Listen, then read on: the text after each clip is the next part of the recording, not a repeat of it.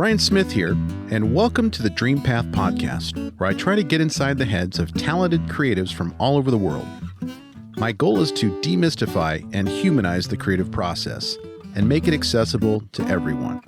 Now let's jump in. Hello, this is Bryan Smith. This is my podcast. Welcome. Today we're going to talk to Jason Moore. Jason is the editor on this podcast. He's also a producer and a consultant. He's been involved from the very beginning, and he is going to talk to us today about his background and why he got involved in this project. And he's also going to ask me questions about my background and why I got involved. And our hope is through this conversation to help the audience understand who's behind the scenes, why we do what we do, and what we're hoping to accomplish through these interviews. So please enjoy this wide-ranging conversation with Jason Moore. We're live. Live from Yakima. It is Sunday afternoon. Gotta love Yakima. Yeah. Yeah.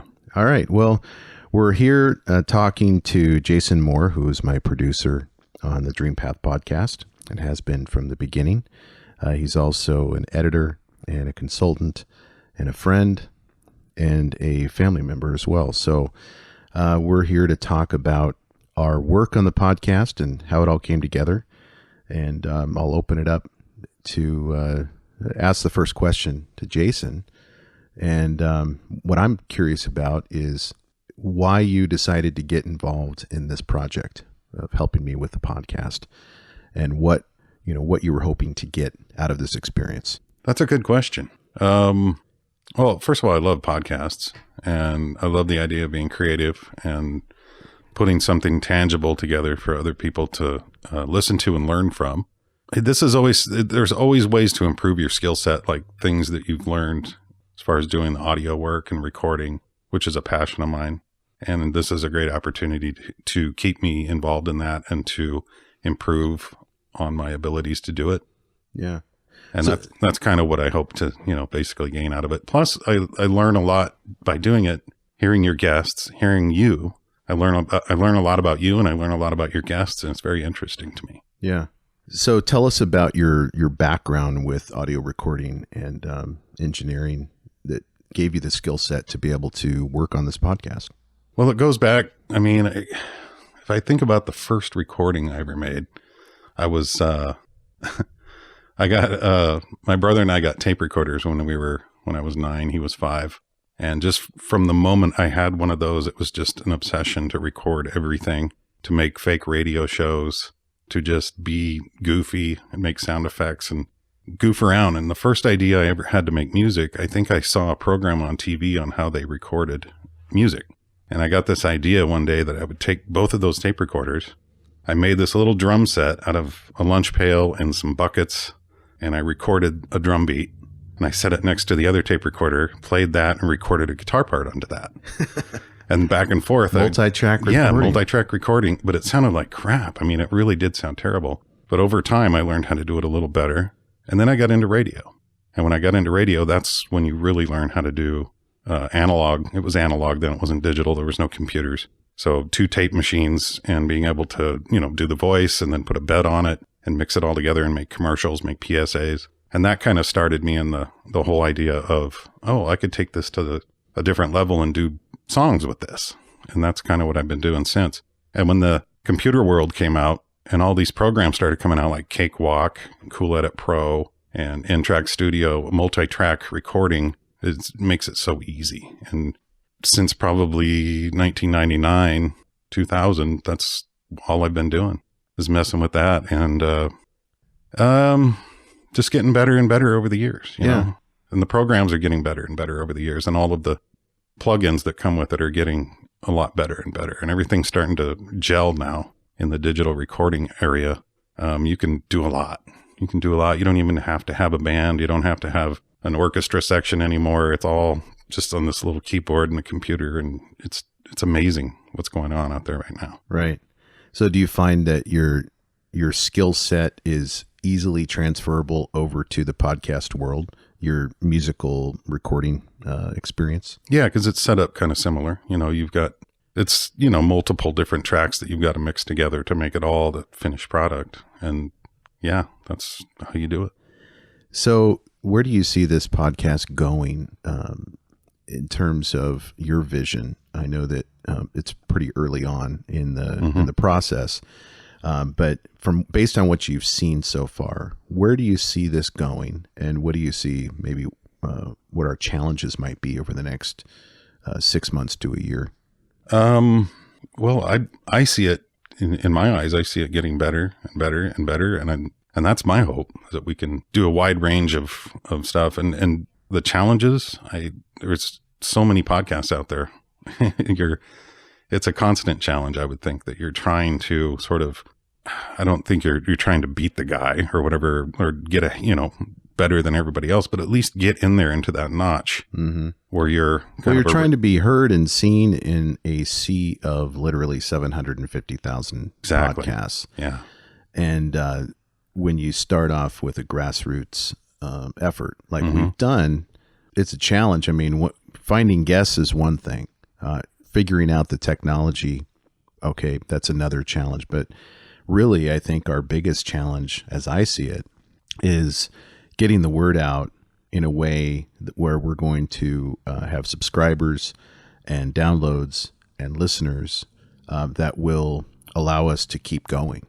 Yeah. Because it seems like there's so many things that are competing with us right now, in addition to the 750,000 podcasts that are probably, that number is even higher at this point. But yeah, probably. In terms of the demand on people's time, I see, YouTube, Netflix, Hulu, network television is still out there. For now. For now. It's still there, barely hanging on. But people's attention and social media. I mean, people spend hours just looking at social media every day.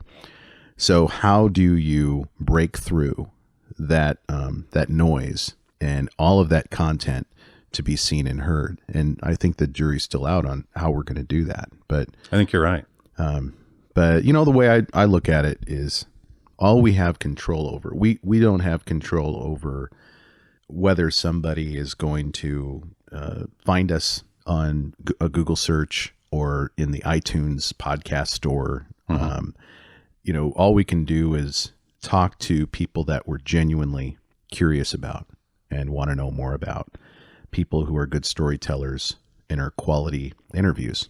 And so if we have quality content, it's almost like Field of Dreams, Kevin Costner, build it and they will come. Right. And so I look at the podcast as, let's just do our thing. Right. And try to be the best we possibly can with what we have to work with. Right. And hopefully over time we'll gain, an audience that will allow us to keep going for years to come. Yeah. Yeah. I hope so. Yeah. So we were going to do I thought we were going to do like a Q&A. Yeah. I get to ask you some questions. Sure. Yeah. Too. Ask me some questions, man. Okay. Because I do have a few. All right. Okay. Shoot. Nothing too personal. I'm okay with personal. Well, to a point. So I've heard you talk in your podcast and in your solo cast that you originally wanted to be an architect. Okay. My question is, at what point in your life did you make that turn in the road from going into architecture to law? Well, architecture was one of any number of dreams that I had when I was younger. And I think that started in junior high and high school when I was taking drafting classes. And I realized that I was good at it, and I never got into the CAD drafting or anything like that. It was all just pencil and paper. But it was, I think what it did is it tapped into the creative part of my brain that sparked an interest in doing something creative. And so I really didn't I didn't really know what architecture meant from a creative standpoint, but it just sort of tickled that part of my brain where I was like, well, maybe this is something that I could actually do and make a living at. I never really pursued it, but I did stay in the arts in college. I took painting classes and sculpture and drawing, and I wasn't great at painting, but I was good enough to sell one at a show one time. I think it's still hanging up at Yakima Valley Community College. Nice. It's a painting, a black and white painting, a portrait of John Huston. Nice. The film director. Yeah. So I've always enjoyed the arts and music, and I've been a musician since I was young. I played piano and then guitar, and then I was in a band. And you remember Uncle Squirrely? Oh, I do. And the Dirt Farmers. The Dirt Farmers. And of course, my audience has no idea who Uncle Squirrely or the Dirt Farmers are, but those were my bands that I was in. Played guitar and wrote songs, and I don't think I ever sang in those bands. But I always had an interest in things that were creative and performance related, even though I was afraid of performing. I had a healthy fear of, healthy stage fright, but it didn't stop me from playing shows with my band and also getting into law, where I am a trial attorney, and I do have to perform, so to speak, in the courtroom, get up in front of juries. And that is, I found the practice of law is kind of a longer conversation probably that we can have later in terms of how I got into the law when I was sort of on an arts path at the beginning. But the way I see it, practicing law allows for creativity because what you're doing, especially when you're representing individuals who are up against impossible odds, maybe they are up against a big insurance company that's trying to deny their claim or to put a low value on their claim. Or in my case, I go up against the Catholic Church. About half of my practice or more now is related to suing the Catholic Church for childhood sexual abuse by clergy. So when you represent people who have been through trauma and you have to somehow translate that trauma and that story into a narrative that results in justice for them somehow. That process I find to be a creative process because you're actually finding the story. It's in there somewhere. And how do you do it? How do you find someone's story? Well, you have to talk to them. You have to interview them. You have to be empathic. You have to be a good listener.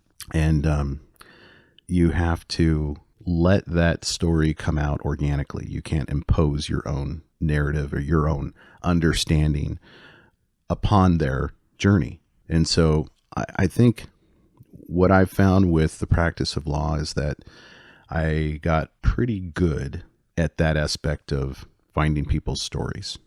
Over 20 years, I would find my own client's story through interviewing them. And then I would, when I'm talking to witnesses in a deposition, I want to know what their story is. Okay, you saw this crash happen at this intersection. I really want to know from their standpoint what they saw, what they heard, what they felt in that situation. And I take that approach with everybody that I talk to within the context of litigation and a lawsuit. So fast forward to the podcast. I started this podcast, and this is sort of going beyond, I think, the scope of your original question, but I started the podcast as a way for me to tap into my own creativity again, after many years of focusing on litigation and lawyering and lawsuits, but to have sort of a pure interaction with artists and people that are doing just that for a living.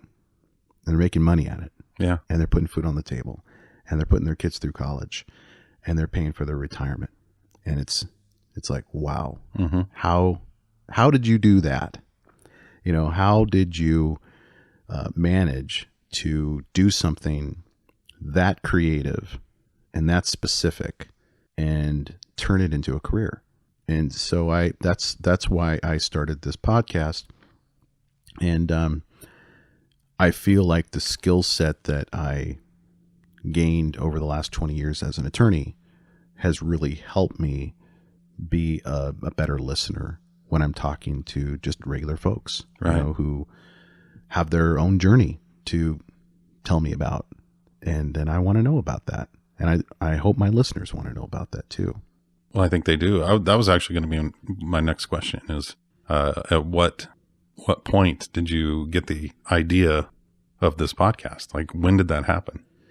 Well, there was a certain degree of burnout that I was feeling last year, and over the last couple of years, in terms of the work that I was doing as an attorney, traveling all over the country, representing abuse survivors. You listen to enough stories of trauma and it kind of weighs on you. It's hard not, either you get desensitized to it and it doesn't bother you because you're not feeling what you should be feeling as a human being. Mm-hmm. Just a natural defense mechanism, I think, that we have. Or you feel it so much that it starts to have an impact on your life in a bad way. Yeah. And so I started thinking about ways to do something different, and what does that mean? And I love podcasting. I mean, I love podcasts in general, I should say. Mm-hmm. I listen to Tim Ferriss and Mark Maron, right. And of course, Terry Gross, Fresh Air on NPR, and all of the NPR related podcasts, and This American Life is another one that I sort of grew up with. And I never really thought, as I was listening to those podcasts, like, hey, this is something that I could do. But as I started to feel the weight of my law practice coming down on me, and feeling a little bit like suffocated in a way, and I started looking for something else to do creatively, somehow it just came to me. I was like, you know what? Maybe I should start a podcast.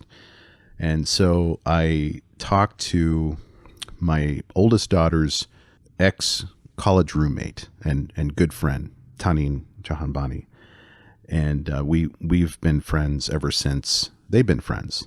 So when I met Tanin in Seattle when they were dorm mates at University of Washington, we just instantly had a connection. She's super funny. And so we just stayed in touch even after they graduated from college. And Tanin went back down to Southern California. We stayed in touch. And so I think I was messaging her on social media one night, and I told her about my idea to start a podcast and, what the name was going to be. I don't think I actually told her what the name of the podcast was, but the theme was going to be talking to artists about their journeys. And she was actually the first person outside of my family. I think my wife was the first person who told me, yeah, you should do this. But Tanin was the first person outside of my family to say, fuck yeah, you should do this. Yeah, I mean, she was very enthusiastic about it, and excited. Well, and didn't she hook you up with one of the guests? Yeah. So she actually suggested that I talk to her friend, and she didn't say her name at the time when we were messaging. She's like, hey, I've got a friend. She's actually my best friend from high school. She directed a documentary short called Period End of Sentence. And it's really good. You got to watch it. You got to talk to her. And I said, heck yeah. I mean, I'd love to talk to her. So that was, I think, spring or early summer of 2018. And so it was just an idea at that point. Right. I didn't have any of the infrastructure set up. I didn't know what the name of the podcast would be. I didn't even know how to start that process. So fast forward a couple of months, I'm visiting my friend, one of my best friends in the world, Brent Morgan. He was down in Santa Monica. He had a place in Santa Monica. And I hadn't seen him for many years. I had been in touch with him by phone and text message, but it had been years and years since we'd seen each other. And so I was staying at his house for a couple of days. I was down there for work, and we were talking just hours and hours over several days, catching up and doing what best friends do, which is, when you start talking to somebody that you haven't seen in many years, maybe a decade, but they're connected to you through childhood. And you were best friends as a kid. When you start talking to that person, there's no awkwardness. Right. there. You're not like, oh, geez, what are we talk about next? No, there's a certain level of comfort that's instilled already. Yeah. And it's as if you had never been apart. You know, that's what it feels like. Exactly. Yeah. So, you know, we're all, if we have one friend like that in the world, you're very lucky. So that's the type of friend that Brent is or was. He ended up killing himself. That's right. Yeah. Yes. He, sorry. He took his life this year. And, but that conversation I had with him was unforgettable because Brent was the type of guy that everybody around him is like sort of in awe about, you know, like extremely driven and ambitious and accomplished more in his short 46 years on this earth, 47 years maybe, than most people accomplish in a whole lifetime or multiple lifetimes. And he was a multi-millionaire. He had retired at age 40. He had basically everything that people on the outside would think you would ever want to be happy, you know, but he suffered from mental illness and specifically from really profound disabling depression. That's too bad. And it was just something that I at the time did not know about. In hindsight, when I look back on that couple of days that we spent together, I can see it, you know, in hindsight. But at the time, I didn't, and so it's something that kind of haunts me to this day. But going back to the conversation that we had, we were talking on his porch and having dinner, and I brought up the idea of the podcast, and this is September 2018. And he listened to podcasts, and he listened to Joe Rogan and Tim Ferriss and a few others. And I told him the idea, the concept of it, talking to artists, talking to creatives about their journeys into the arts. And he was like, Bryan, you have to do this. He's like, I'm serious. You have to do this. Don't let anybody stop you from doing it. I will be your number one fan. I will listen to your episodes. I will tell people about it. You know, do this thing. You'd be great at it. So you had Tani, Whitney's friend from college. You have Brent, my best friend, saying, do this thing. And my wife, who was very encouraging. And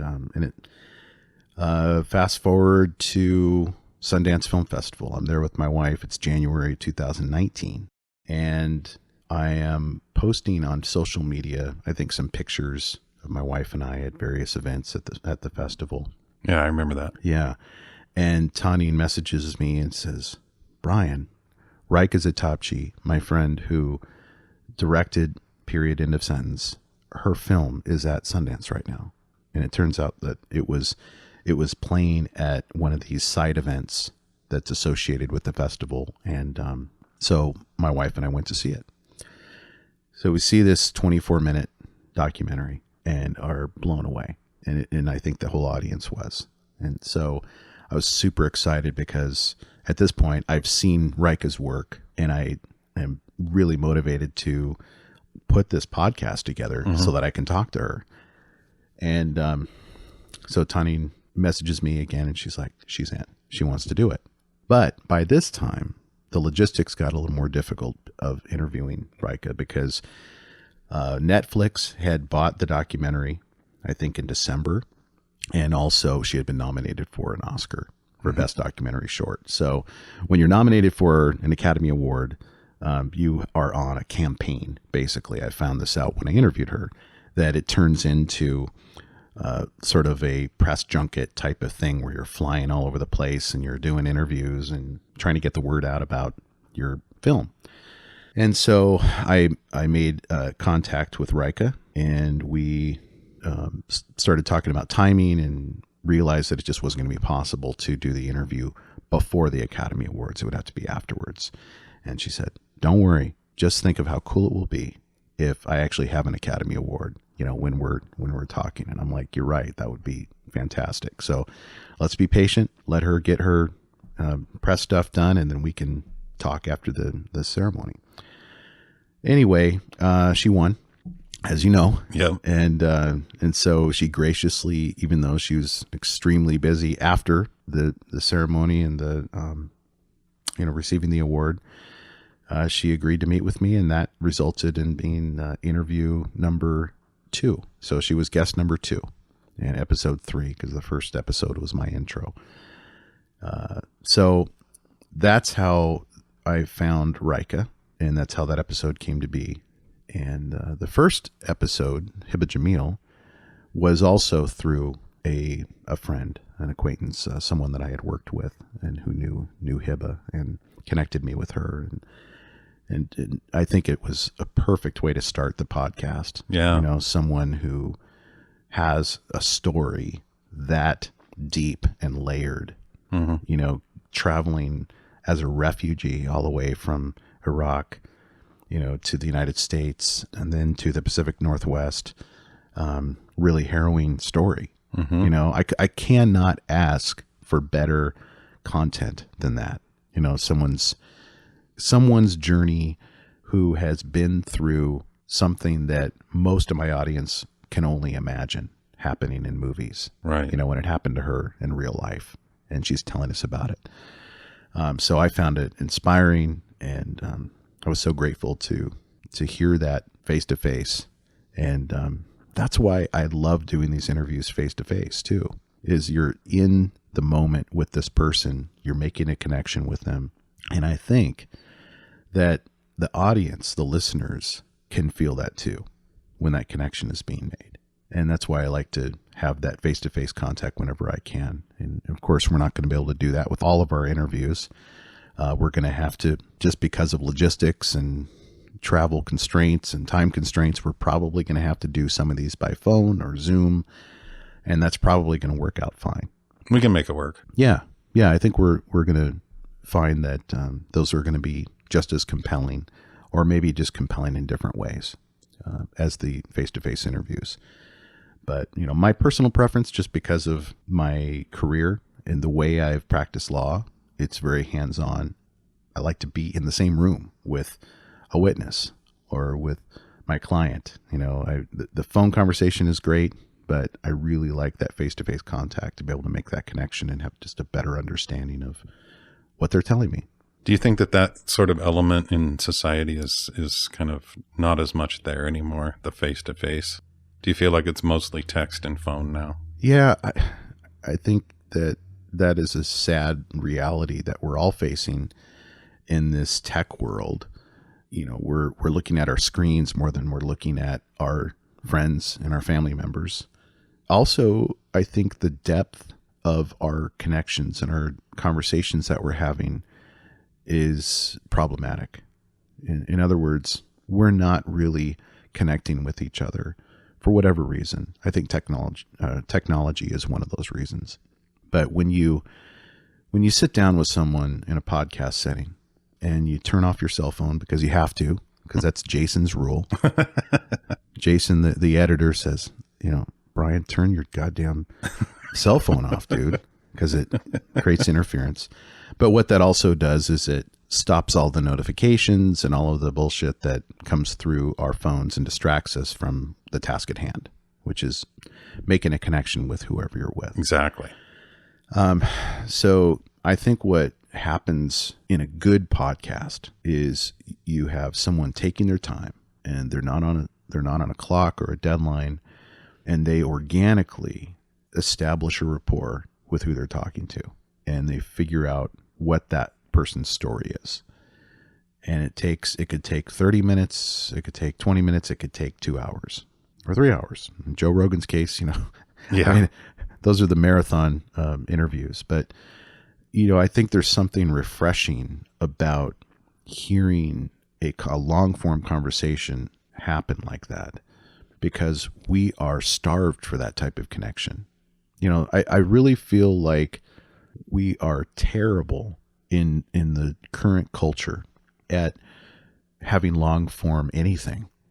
I mean, it's like, we get resistance when we try to even talk to somebody on the phone. I mean, when I text my kids, that's their comfort zone. They much prefer that I text them over calling them. And when you call somebody, I mean, it's not just my kids, it's everybody. When you call somebody out of the blue and you don't give them a warning that you're going to call them by a text message, it's almost like they take offense at it. Like, what the hell are you doing? Yeah. What kind of a monster are you who would actually want to talk to me on the phone? And that bothers me because you know what? I feel the same way too. It's making me feel that way when someone calls me. You know, I think I have been acclimated to this tech sort of vibe. Yep.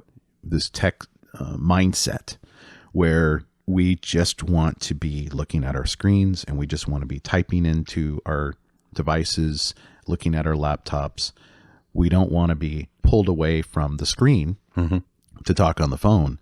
And God forbid, you know, we don't want to be pulled away from the screen and the phone by being forced to look at someone in the face and actually have a real conversation with them.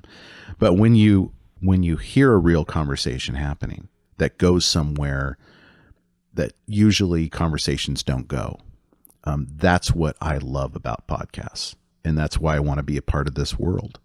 And I think that the podcast arena is saturated for sure, but there's just a few that have really risen to the top, in my opinion. I'm sure there's a lot of great podcasts out there, but the ones that I listen to and I'm aware of that do this, that make that connection, just a few of them, you know, and I want to be one of those podcasts that people look to and say, you know what, I may not even know the person that he's talking to.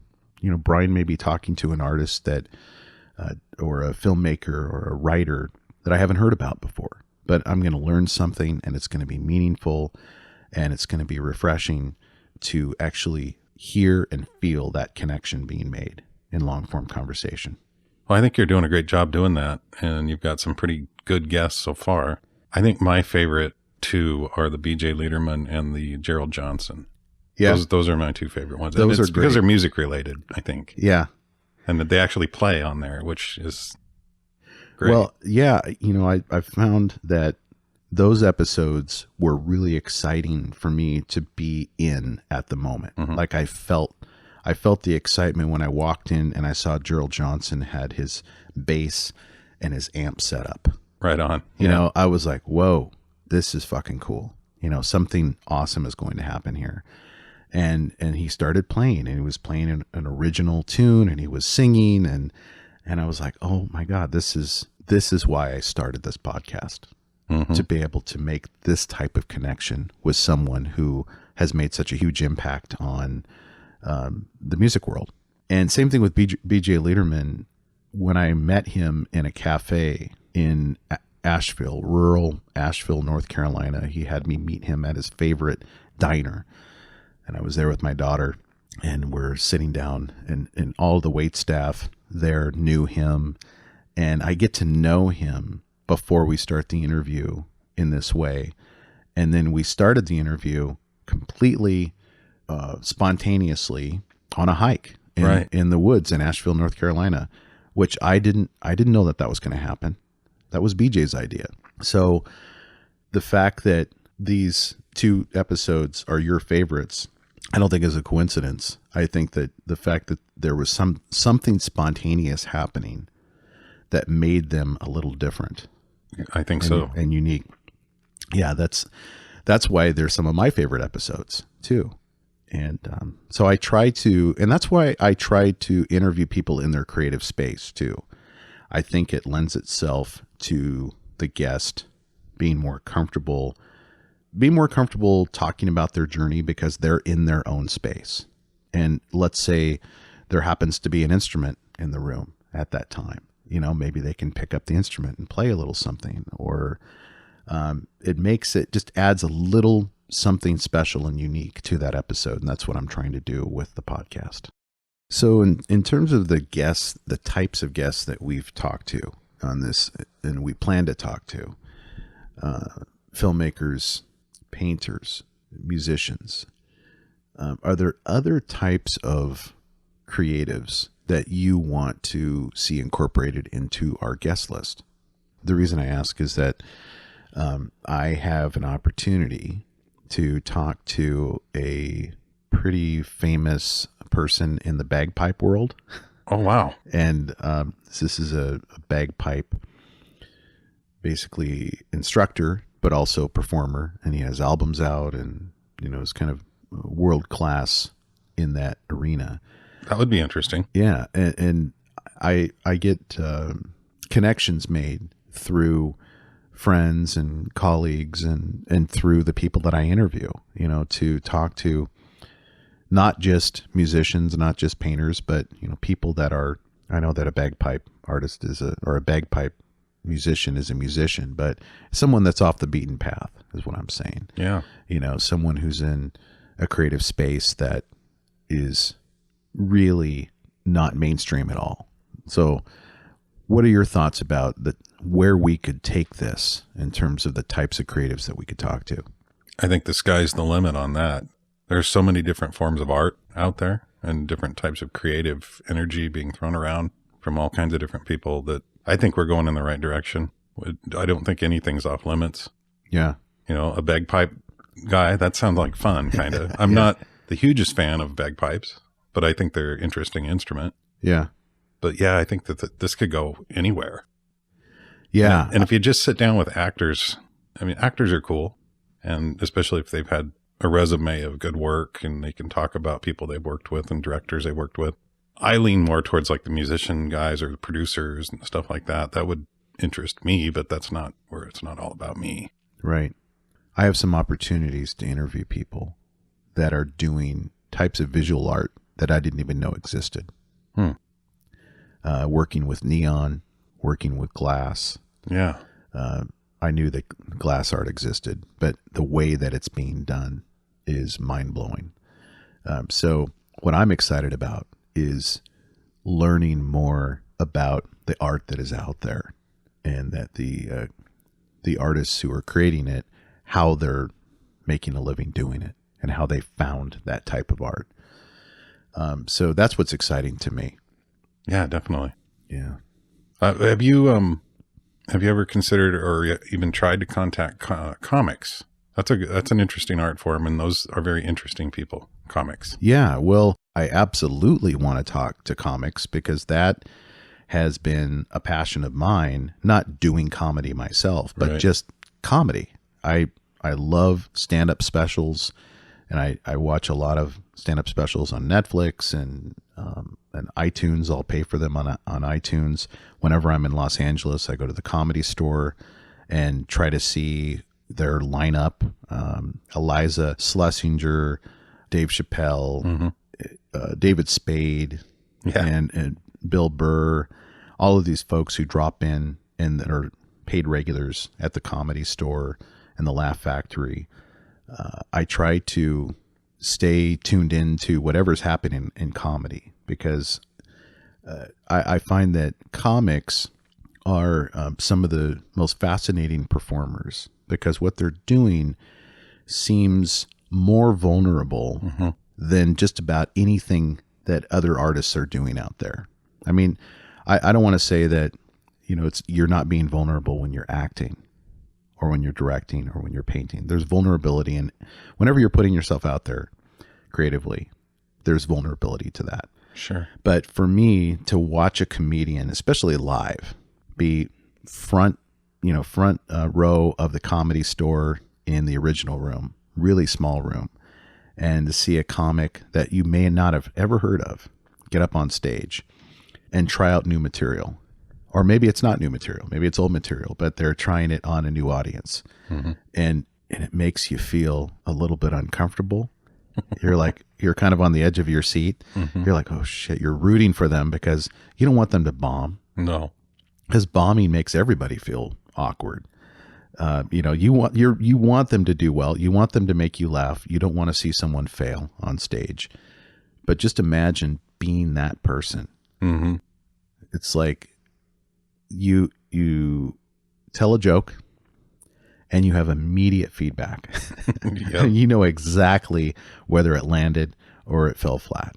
Totally. And so that is exciting to me. And so I haven't had an opportunity to talk to a comic yet, but I want to talk to multiple comics to really understand that world and that mindset and how they're able to overcome the fear that I think would be there for anybody to get up on stage and put yourself out there like that.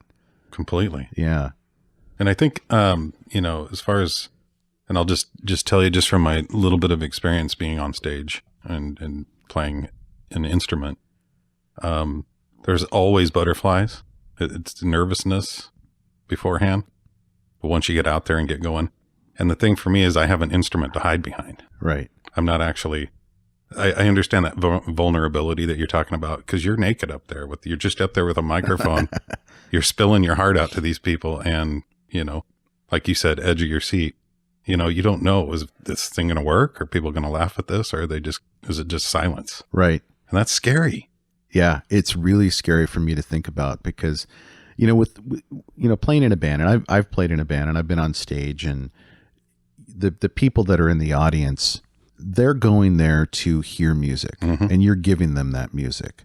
And, the feedback that you're getting, you probably can tell if they're enjoying themselves. They'll clap, they'll clap or dance or move their body or whatever.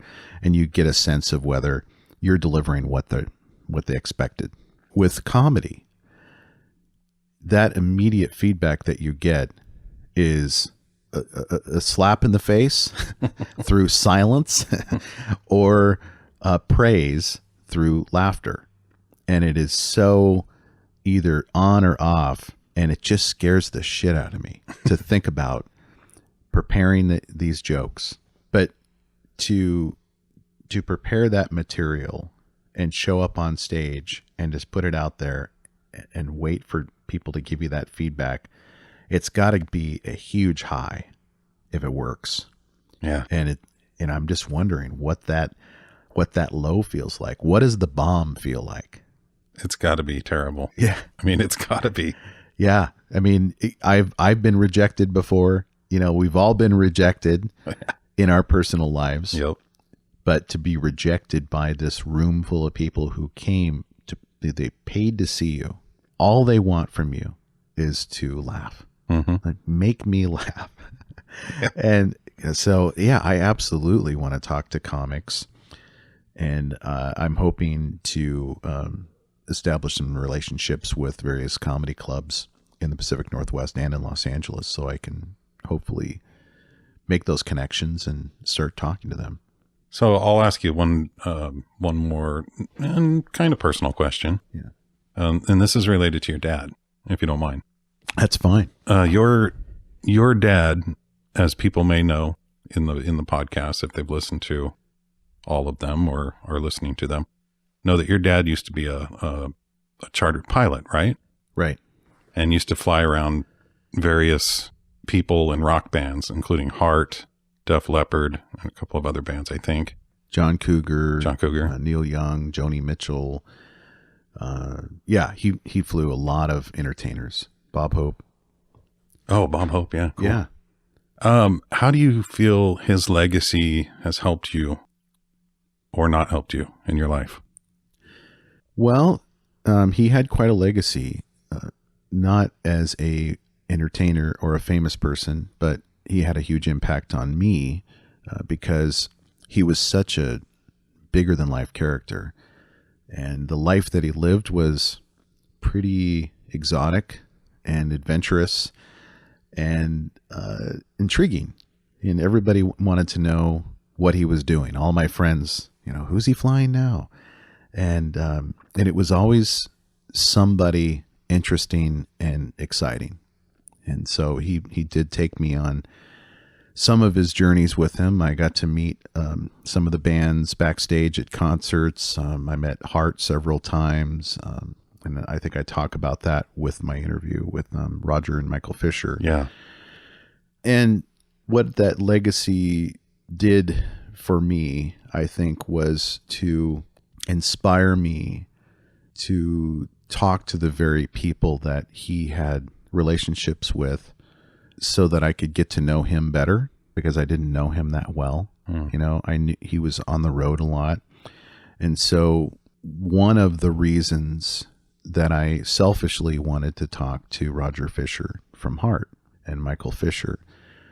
One of the reasons, even though I respect them greatly as musicians and the work that they've done, and they absolutely deserve to be interviewed in their own right, but one of my personal reasons for wanting to reach out to them was that they knew my dad. Mm-hmm. You know, they could tell me something that I didn't know about my dad. And they did. And they did. Yeah. I mean, they delivered in that department. So, you know, there was a certain amount of mystery and mystique and almost mythology associated with my dad, because he was kind of a legend, you know, in some ways. He didn't talk a lot about what he did in the industry, in the entertainment industry, and flying these artists, but you knew who he was carrying around in these private jets and taking to concerts all across the country. And he didn't talk a lot about his life in general. I mean, he was a assault helicopter pilot in Vietnam in the 174th Assault Helicopter Company.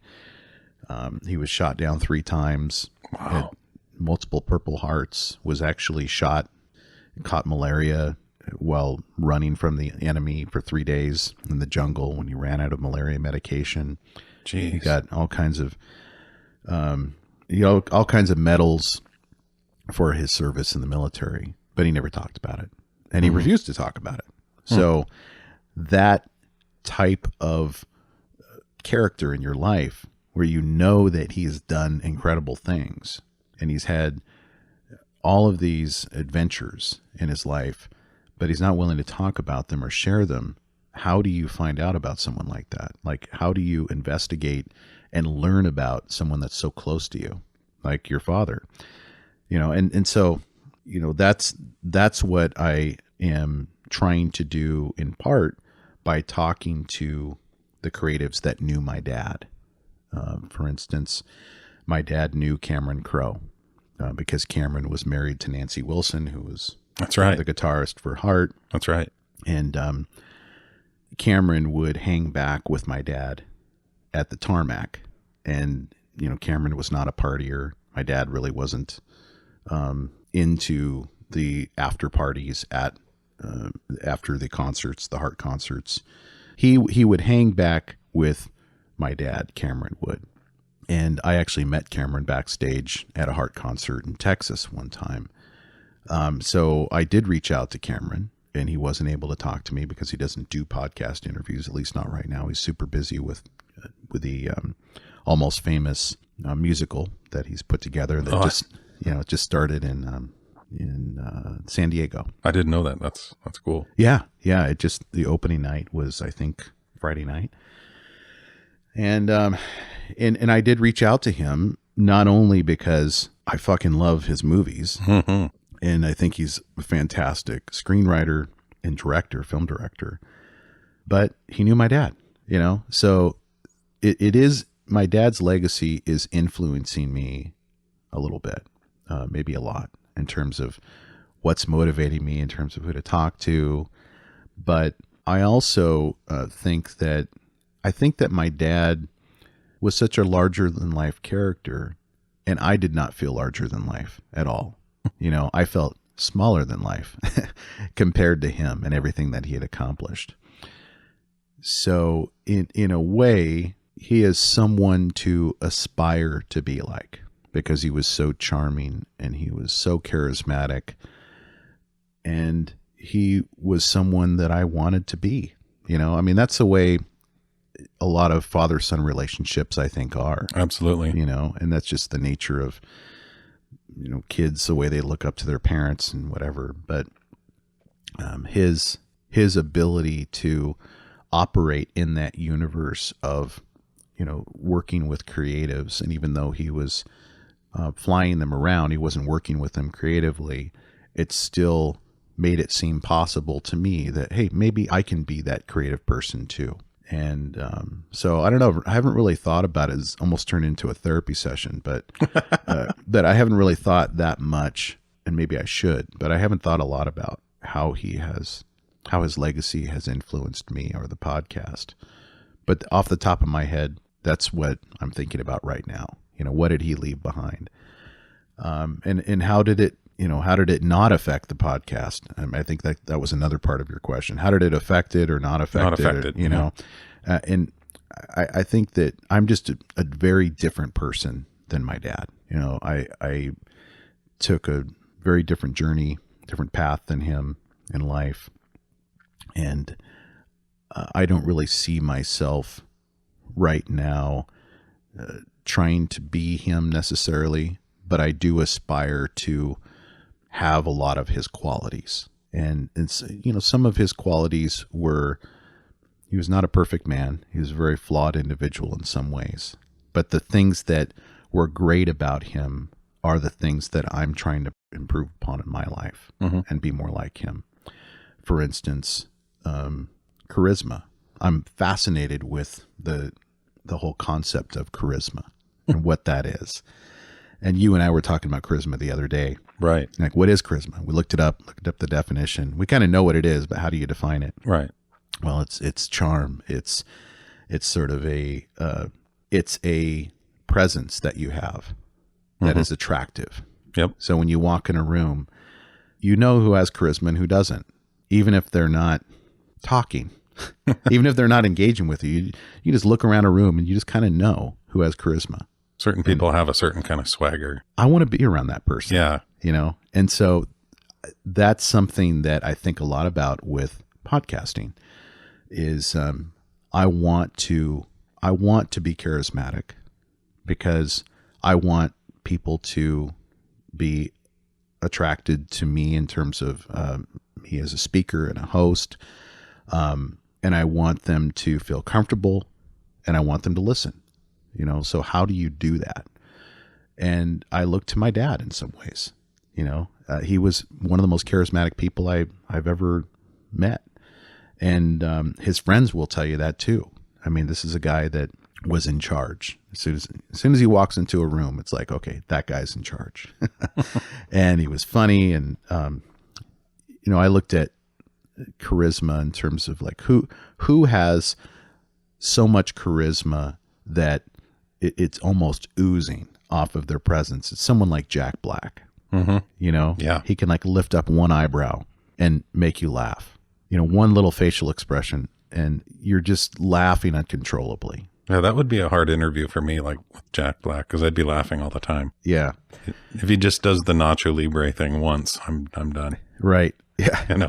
So, and my dad, I'm not saying that my dad was like a comedian, but he had a really good sense of humor, really funny, and he had this charm and charisma, and so that's a legacy that he left in my life, is just someone that I aspire to be in that way. And there's other parts about his life that, I hope I never, I hope I never am like him in those ways. But that's what happens with parents when you get to a certain age, our age, and we look back on our own lives and our parents' lives, and we realize that our parents were not perfect people. Oh yeah.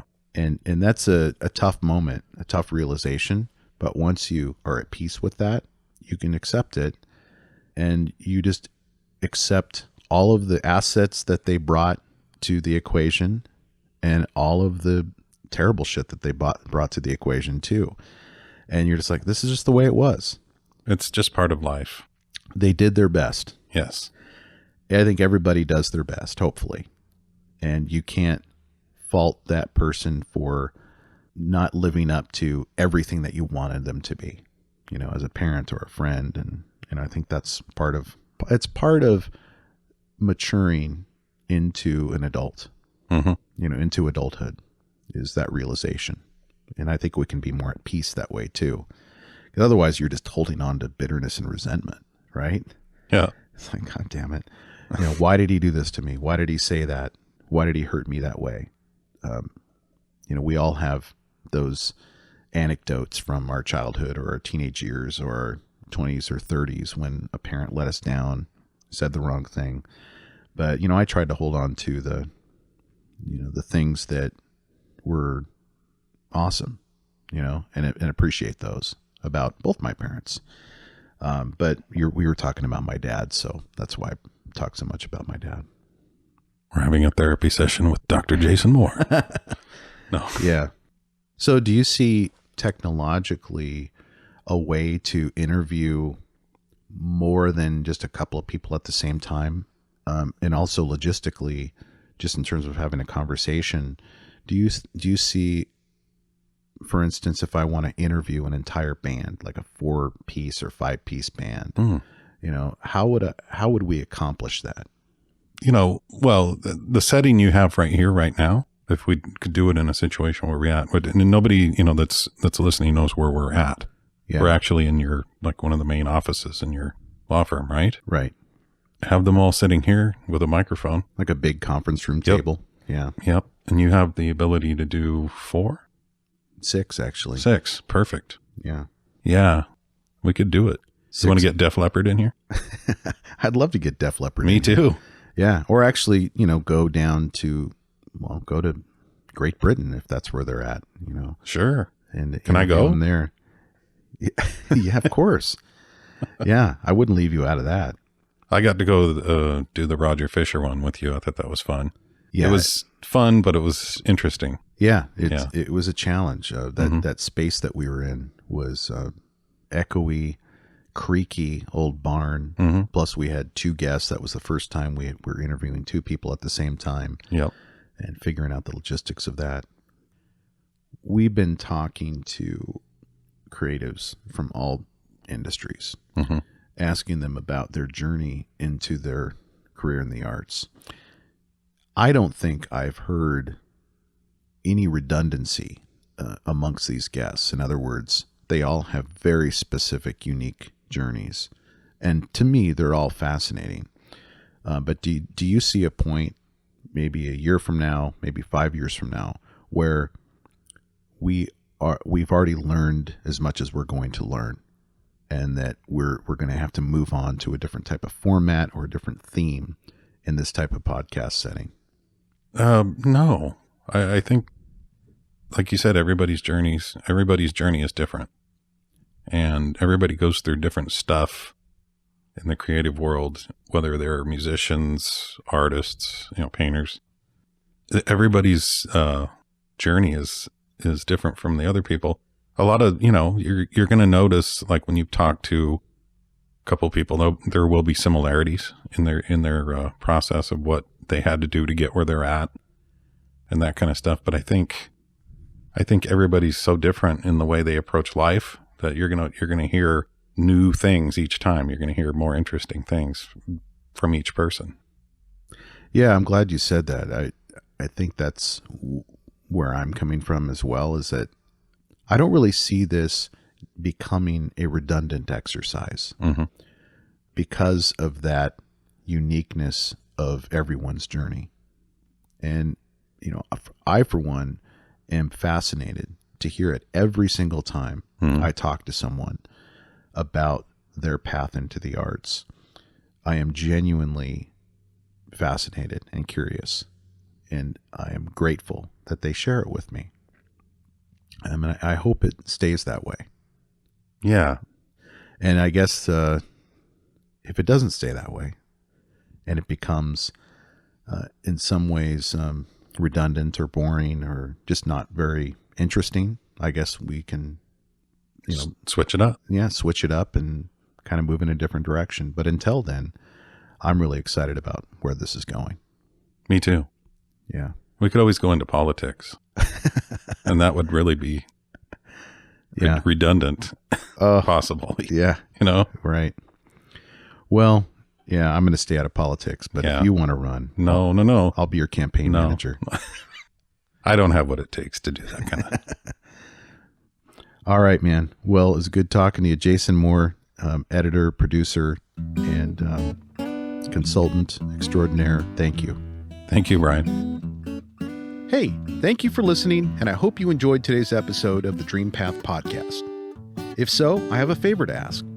Can you go to your favorite podcast service and give me a rating and review? Your feedback is what keeps this podcast going. I appreciate your time, and as always, go find your dream path.